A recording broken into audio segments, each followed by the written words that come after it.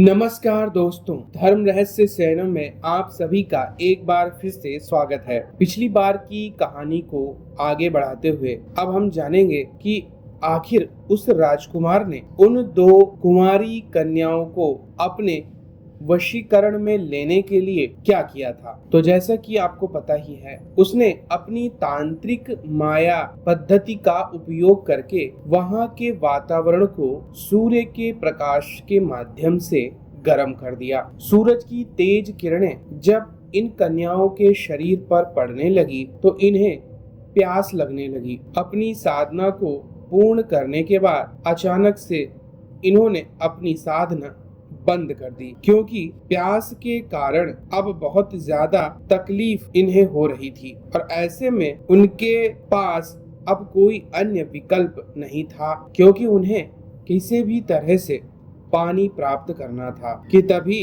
राजकुमार ने एक व्यक्ति का रूप लेकर पानी के बर्तनों के साथ इनके पास से गुजरना शुरू कर दिया। वह ऐसा इसलिए कर रहा था क्योंकि वह यह बात समझता था कि जैसे ही अर्थात दोनों कुमारी कन्याएं उन्हें देखेंगी, प्यास के कारण अपने पास अवश्य बुला लेंगी। और ऐसा ही हुआ।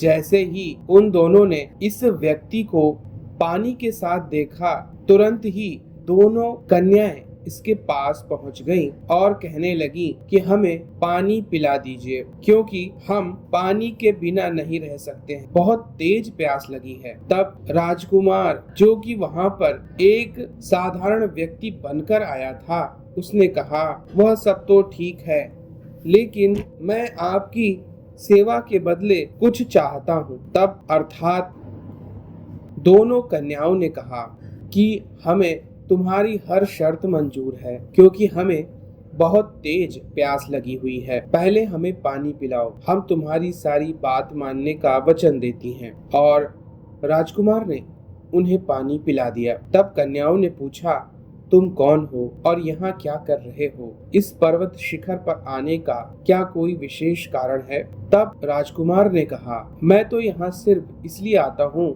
क्योंकि यह तपस्या स्थली है मेरे पूर्वजों की। मैं उनकी उस चट्टान पर जाकर पानी रख देता हूँ ताकि उनकी आत्माएं मुझसे प्रसन्न रहें। और मेरे पिताजी ने भी मुझसे कहा था कि उन आत्माओं की सेवा सत्कार अवश्य करना, किंतु अब वह तो मौजूद नहीं है। लेकिन मुझे ऐसा लगता है कि आप और आपकी बहन दोनों यहाँ पर तपस्या कर रहे हैं, इसलिए मुझे सेवा करने का मौका दीजिए। मैं आपको वचन देता हूँ कि मैं आपके लिए भोजन और पानी दोनों की व्यवस्था करके रखूंगा। आपके रहने के लिए कुटिया भी बना दूंगा ताकि आप दोनों को कोई परेशानी न हो, और आपकी तपस्या में विघ्न भी उत्पन्न नहीं करूंगा। जब तक आप तपस्या करती हैं, आपकी रक्षा भी करूंगा, क्योंकि इस पर्वत शिखर पर कोई भी व्यक्ति जो तपस्या करने आएगा, मेरी जिम्मेदारी है कि मैं उसकी हर प्रकार से सहायता करूं। ऐसा ही आदेश मेरे पिता ने मुझे दिया था। कन्याएं दोनों बहुत प्रसन्न हो गईं। उन्होंने कहा, ठीक है, अब से तुम हमारे साथ ही रहोगे। हाँ, तुम्हारी कुटिया अलग होगी और हमारी कुछ दूर। जब हम तपस्या करेंगे तब तुम हमारे लिए भोजन और पानी की व्यवस्था करना, क्योंकि यहाँ से दूर ही पानी और भोजन तो काफी दूर मिलेगा। इस प्रकार राजकुमार उन दोनों कन्याओं की सेवा में रहकर उनके लिए रोजाना भोजन और पानी की व्यवस्था करने लगा। उसके इस सद्व्यवहार के कारण दोनों कन्याएं उसे पसंद करने लगी। बड़ी कन्या उस पर ज्यादा ही मोहित हो रही थी और यह साधना का भी असर था।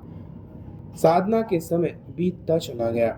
बड़ी कन्या बड़े ही प्रेम पूर्वक उस व्यक्ति से वार्तालाप करती थी। इसी प्रकार एक दिन अचानक से एक ऐसी घटना घटी जिसकी वजह से एक बहुत बड़ा परिवर्तन आने वाला था। उस दिन हल्की हल्की बारिश हो रही थी। दोनों कन्याएं अपनी तपस्या में लीन रहीं। उन्होंने बारिश पर जरा सा भी ध्यान नहीं दिया, लेकिन बारिश के कारण भोजन सामग्री लाने में अब परेशानी होने वाली थी। राजकुमार का उद्देश्य कठिन हो रहा था, लेकिन राजकुमार ने अपने पिता के आदेश का पालन करना ही उचित समझा और उस स्थान को छोड़कर नीचे भोजन सामग्री लेने के लिए जाने लगा कि तभी अचानक से एक जंगली भालू ने राजकुमार के ऊपर हमला कर दिया, जो कि भोजन सामग्री लेकर आ रहा था। उस भोजन सामग्री में शहद और विभिन्न प्रकार के फल और सामग्री थी, जिसके कारण भूखे भालू ने राजकुमार पर हमला कर दिया। राजकुमार उससे लड़ने लगा। इसी समय राजकुमार इतनी जोर से चिल्लाने लगा, उसे लगा कि उसका अंतिम समय आ चुका है। अब जंगली भालू उसे जान से मार देगा। उसकी चिल्लाहट को सुनकर साधना समाप्त होते ही उन कन्याओं ने उधर जाना उचित समझा, लेकिन आवाज किधर से आ रही है यह समझ में नहीं आ रहा था। बड़ी कन्या ने कहा, मैं नीचे जाती हूँ और तुम बाईं तरफ जाकर देखो। छोटी कन्या दूसरी तरफ गई और बड़ी कन्या जिधर से आवाज आ रही थी उधर ही सही दिशा का उसने चयन किया था। इधर राजकुमार लड़ते लड़ते काफी ज्यादा परेशान हो गया था। राजकुमार क्योंकि शरीर के ऊपर लोहे का कवच पहनता था, इसी कारण से अभी तक वह जीवित था, अन्यथा कब का भालू उसे मार देता। तब बड़ी कन्या ने जैसे ही दोनों को लड़ते हुए देखा, पास ही पड़े हुए एक लकड़ी के बड़े टुकड़े को लेकर उसने भी भालू पर हमला शुरू कर दिया। और इस लड़ाई में जिस स्थान पर यह लड़ाई हो रही थी उस स्थान पर बहता हुआ झरना था। लड़ते लड़ते राजकुमार और वह बड़ी कन्या उस झरने में पानी से सराबोर हो गए और आखिरकार भालू के सिर पर कन्या ने जब वार किया तो उसके कारण भालू वहां से भाग गया। कन्या और राजकुमार दोनों बहते हुए झरने के नीचे खड़े थे, पानी में एक दूसरे के आलिंगन में थे और दोनों एक दूसरे को देखने लगे। बहुत समय से स्थापित नियंत्रण आखिरकार टूट गया और राजकुमार और उस कन्या के बीच शारीरिक रूप से प्रेम शुरू हो गया। दोनों बड़ी देर तक एक दूसरे को प्रेम करते रहे।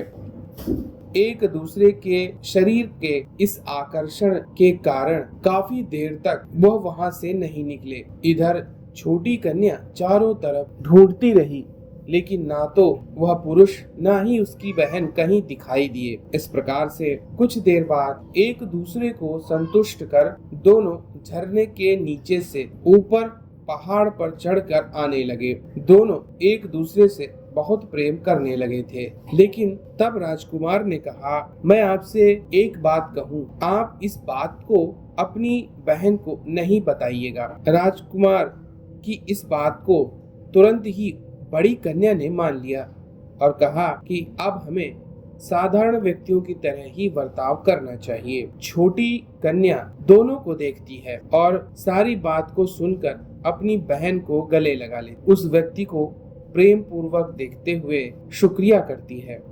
उसे लगता है कि वह व्यक्ति अगर नहीं होता तो आज वह अपनी बड़ी बहन को नहीं प्राप्त कर पाती। तब वह कहती है, आपने अपनी शक्ति का प्रयोग क्यों नहीं किया? तब बड़ी बहन को याद आता है उसके पास तो सिंह की शक्ति मौजूद है जो कि श्वेत भैरव ने दी, लेकिन यहाँ पर तो वह पूरी तरह भूल ही चुकी थी।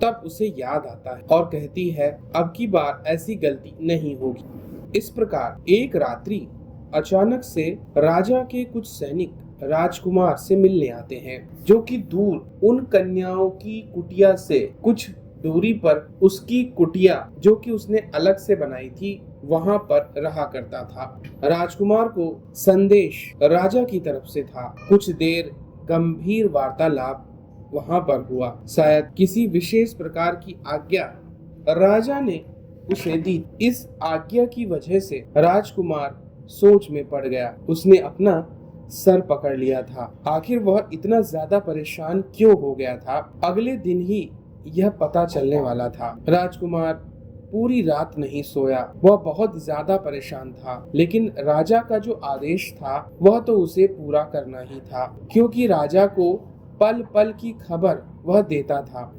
और कोई बात नहीं छुपाता था। इसीलिए प्रत्येक दिन की प्रत्येक घटना राजा के पास पहुंच रही थी। अगली सुबह साधना से कुछ समय पहले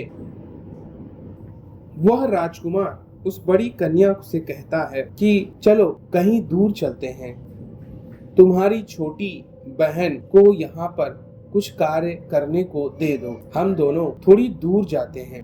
बड़ी कन्या समझ चुकी थी कि यह उसका प्रेम प्रस्ताव ही है, इसलिए उसने अपनी छोटी बहन को कुछ काम में लगा दिया और राजकुमार के साथ सैर करने निकल गई। थोड़ी देर बाद राजकुमार और उस बड़ी कन्या में एक बार फिर से शारीरिक रूप से संबंध बन गए और जैसे ही वह कन्या प्रेम पूर्वक राजकुमार के गले लगती है और कहती है, मैं तुमसे बहुत प्रेम करती हूँ, मैं तुम्ही से विवाह करूंगी, कि अचानक से राजकुमार उसके कानों में कहता है, शायद अगले जन्म में तुम्हारी इच्छा पूर्ण हो, अभी के लिए तो तुम्हें जाना होगा। राजकुमार के पास रखा चाकू बड़ी तेजी के साथ वह उस कन्या के हृदय के आर पार कर देता है। अचरज भरे तरीके से यह सब होता देख वह कन्या कुछ भी समझ नहीं पाती है कि आखिर उसके सबसे प्रिय और उस पर प्रेम निछावर करने वाले उस व्यक्ति ने आखिर ऐसा आत्मघाती हमला उसके ऊपर क्यों किया है। कुछ ही क्षणों के बाद अचानक से छोटी कन्या दौड़ते हुए उधर की तरफ आती है। चारों तरफ बिखरा हुआ खून, एक तरफ रोता हुआ राजकुमार और दूसरी तरफ अपनी बहन का शरीर देखती है जिसकी छाती में एक बड़ा सा चाकू घुसा हुआ था। वह दौड़कर अपनी बहन के पास पहुंचती है जो कि अब शायद इस दुनिया में नहीं थी। आगे क्या हुआ जानेंगे हम लोग अगले भाग में। तो अगर यह जानकारी और कहानी आपको पसंद आ रही है तो लाइक करें, शेयर करें, सब्सक्राइब करें। आप सभी का दिन मंगलमय हो। जय मां पराशक्ति।